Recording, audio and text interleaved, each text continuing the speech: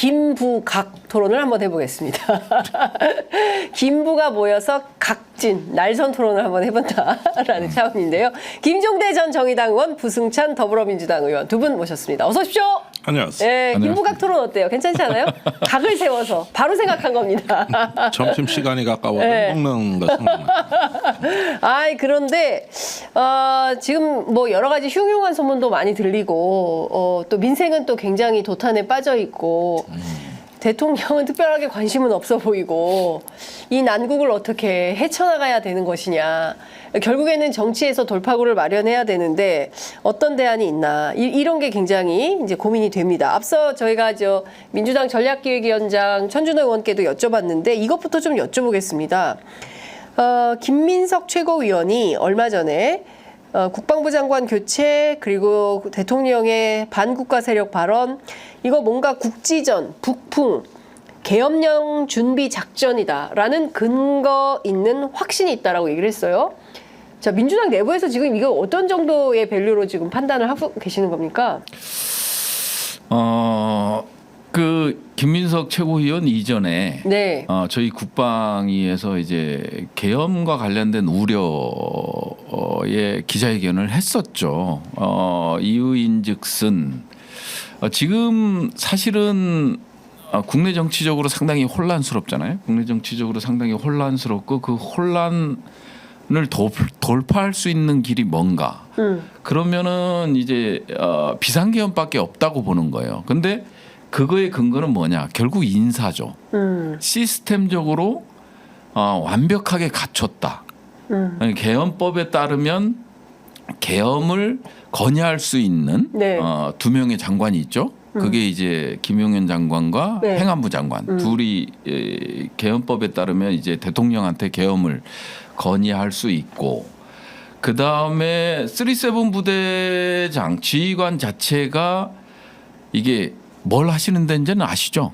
뭐 북한 관련된 정보 777. 네, 777 네. 부대장이 뭘 하는 데냐면 주로 이제 감청을 하는 부대입니다.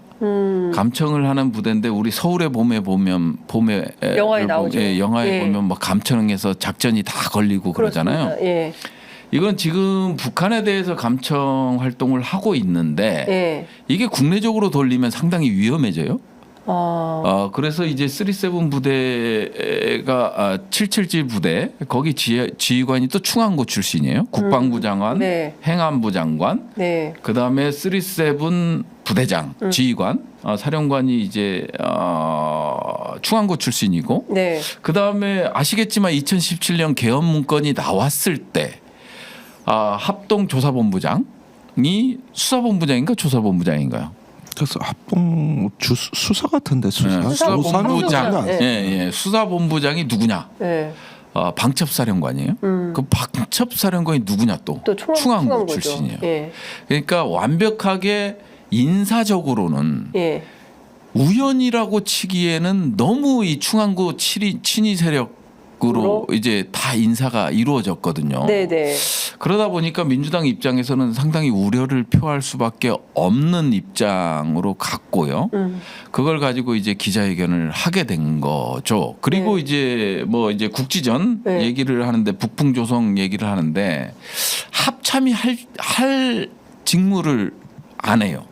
그게 제가 국방위 때 지적한 건데 P518 지역, 네. 그다음에 이제 전술 공역지대라고 하는데 휴전선을 근거로 해서 남쪽으로 9.3km의 비행 금지 선을 네. 설정하고 이 부분에 대해서는 합참이 통제를 하게끔 돼 있어요. 네네. 무인 비행 장치에 네네. 대해서. 근데 이제 합참이 본연의 임무인데도 불구하고 대북전단 과 관련된 무인 비행 장치에 대한 단속이나 통제를 전혀 안 하거든요. 네네. 이 말인즉슨 북한의 도발을 유도할 수 있는 그런 행위들을 당연히 해야 될 행위들을 안 하기 때문에 이게 사실은 북한에서 도발해주기를 바라는 뭐 이런 것으로도 비춰질 수 있거든요. 그러다 보니까 이런 것들이 복합적으로 결부돼서 이런 얘기가 나온 게 민주당에서 최고위원 김민석 최고위원이 이런 얘기를 한 게 아닌가. 네. 근데 김종대 의원님 그 계엄 선포하면 대통령 지체 없이 국회 통보를 해야 되고 또 국회가 재적 의원 과반수 찬성으로 계엄 해제 요구할 수 있기 때문에 국민의힘 쪽에서는 무슨 말도 안 되는 얘기를 하냐. 민주당이 너무 이게 과잉 해석하고 있다. 이렇게 비판합니다. 의원님 어떻게 보세요? 그러니까 국회를 무력화해야죠. 에? 국회를 아니 저번에 계엄 문건에 보세요. 국회 점령해가지고 싹 잡아들이는 걸로 돼 있잖아요. 국회를 점령한다고요? 아니 아까 말씀하셨잖아요. 계엄 문건에 네. 이게 과반 이상이 되면 계엄을 해제할 수 있잖아요. 네. 그러니까 아예 등원을 못하게 국회를 무력화하는 계엄군이 들어온다는 거예요. 국회로. 그럼 누가 아니 그 본회의장에 문건에 들어가요? 다 써 있잖아. 문건에 그러니까. 나와 있는 내용이. 이게 오래돼서 바로 잊어버렸네. 그 점 때문에 아니, 기본입니다. 기본 이건 네. 쿠데타 하는 사람들의 야 기본이에요. 그래서 앞으로 국회군을 창설해야 돼. 국회군? 만약에 이 반란군들이 쳐들어온 막을 놈이 필요하잖아. 네. 그래가지고 국회도 부대가 있어야 돼 앞으로. 네. 계엄 위험이 높아지니까. 네. 거기서 계엄 문건 중에 특징적인 게 이제 아까 말씀하신 국회 무력화하고 방통위의 방송 장악. 그렇지. 네, 이게 명확히 써 있어요. 계엄 문건에 나와 있는 내용이에요. 네네. 네. 아니, 갑자기 무서워지는데요. 아니 근데 다 의원님도 잡혀가시겠는데? 저보다는 우리 김종대 김종대 의원님이 의원님 1순위인 것 같고요. 1순위, 2순위, 그렇게 3순위?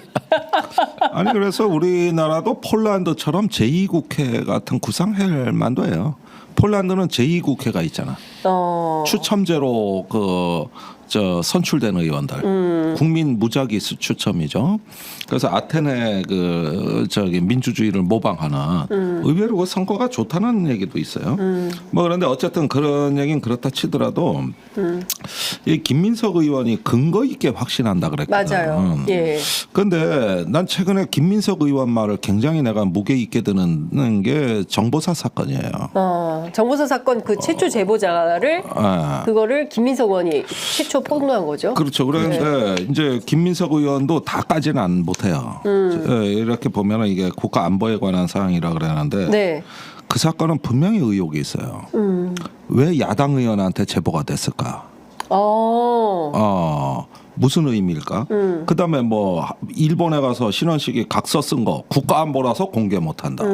800에 7070 국가안보라서 공개 못한다. 임기훈 국방비서관이나 이종섭 장관 뭐 대통령하고 전화 무슨 통화했냐? 국가안보라서 안보라서 공개 못한다. 이랬던 자들이 이 왜? 국가안보의 탑 기밀을 예. 요즘 쑥덕쑥덕 공개하는 거 보면 무섭거든. 네. 자, 첫째 야당 의원한테 제보가 됩니다. 예. 그 다음에 국회 정보위가 열리는데 예. 일단은 부인을 해야 돼요. 아니면은 비공개로 하거나 왜 그러냐면 블랙 요원들의 신상이 지금 위험하잖아요. 네. 그럼 완벽히 사건 처리가 끝날 때까지 오픈하면 안 돼요. 근데 다 오픈했어요. 그렇죠. 그날. 오픈하고 뭐 고발하고 뭐 막 고발장에 무슨 비밀이 다 폭로되고 이랬던 거 아니 아니에요? 그거는 이제 네. 지들끼리고 네. 그때 군무원이 구속이 안 됐다는 것도 밝혀졌어요. 자 그리고 그걸 또 공개하면서 블랙 요원을 귀국 조치하고 있다. 다 공개했어 이거. 이거는 거의 자폭 수준이거든. 내가 보기에는. 왜 그러는 거예요? 왜? 자폭 수준이라고. 네. 아니 국가 안보에 관해서는 거의 지금까지 이 정부의 행태를 봤을 때 이게 직관적으로 이해가 안 간다는 거야. 이런 예. 행태가. 예. 그다음에 원상 회복 조치를 한다. 그다음에 이게 블랙 요원 명단이 넘어간 경로가 다 털렸어. 우리가 북한에 중국에 있는 기업이 네. 여기 북한 공작 요원의 위장 기업이 있다는 거예요. 그 기업의 서버에 침투를 했더니 이 자료가 발견됐더라. 이것까지도 공개가 돼. 그러니까 거의 다 간 거예요. 그 다음에 정보사 사령관 여단장의 막고소 사건, 네. 하극상이죠. 이런 것도 다 하면서 거기에 또 비밀 공작 이름이 나와. 광개토 계획이라고. 자, 이 사건에 함정이 있다고 보는 거예요, 이게. 왜 이렇게 다까지? 있을 수 없는 일이 벌어졌거든요. 그런데 그 답은 그 직후에 나왔지. 신원식을 국방장관에서 제거한 거야. 이거 다 그 사정 공작 아니냐고. 이게 뭔가 명분 만들고 그리고 실제 이유가 이거 아니냐는 거예요. 이게. 네. 그지 어떻게 이렇게 다까지 국방위 정보위 가리지 않고? 무슨 수가 있는 거예요? 이게 뭔가 내막이 있고 수가 있는 거지. 그래갖고 그때 김민석 의원이 저기 국회 이 제보를 받아서 자료 요구하면 확인하니까 바로 확인해 줬다는 거 아니야. 그러니까 군내에서는 이렇게 가면 안 된다라는 양심 세력이 있다고 봐야 되는 걸까요? 근데 네. 실질적으로 봤을 때 저는 정보 업무를 했고 네. 그다음에 이제 공작 업무를 했어요. 네. 공작 업무라는 게 사실은 진짜 이게 무덤까지 가는 거거든요. 왜냐하면 이게 의원님 공작 업무도 했었어요. 네. 되게 멋있어 보인다. 아니, 공작 업무를 했었는데 네. 뭐 저는 그냥 관리자였지만 네. 팀장을 했었지만 이건 무덤까지 갖고 가는 거거든요. 이렇게 나오는 게 정말 이 심상 사전 한 번도 없었던 일이에요. 왜냐하면 이 공작의 어떤 블랙 요원, 화이트 요원 이렇게 구성돼 있는데 화이트 요원들은 뭐 저 수미테리 같은 네, 네, 네. 가서 이제 명품백 사주고 뭐한 사람들은 이제 외교관이고 공개돼 있는 외교관 신분이기 때문에 화이트 요원들은 그냥 정식적으로 공식적으로 정보 활동을 하는 쪽이라고 보시면 되고요. 블랙 요원은 이 화이트 요원 뭐 국정원이 됐건 외교부가 됐건 이 섭외를 주로 해요. 네, 그러니까 네. 이제 현지인도 섭외하고 그러니까 완전히 베일에 쌓여진 요원들이거든요. 그래서 이 시스템을 구축하기 위해서는 몇십 년이 걸려요. 최소 30년 이상 가까이 걸리거든요. 이게 노하우가 계속 축적이 되고 인적 네트워크가 축적이 되고 이런 상황인데 이런 게 전부 공개가 된단 말이에요. 근데 이제 신원식 장관은 이제 국방에 나와서 하는 얘기가 전혀 문제가 없다고 하거든요. 이게 참 어떤 생각을 해야 될지 모르겠어요. 지금 상황이 과연 윤석열 정부가 생각하는 이게 국가안보란 무엇인지 원초적 질문을 던질 수밖에 없는 그런 아주 상당히 심각한 상황으로 가고 있는 거거든요.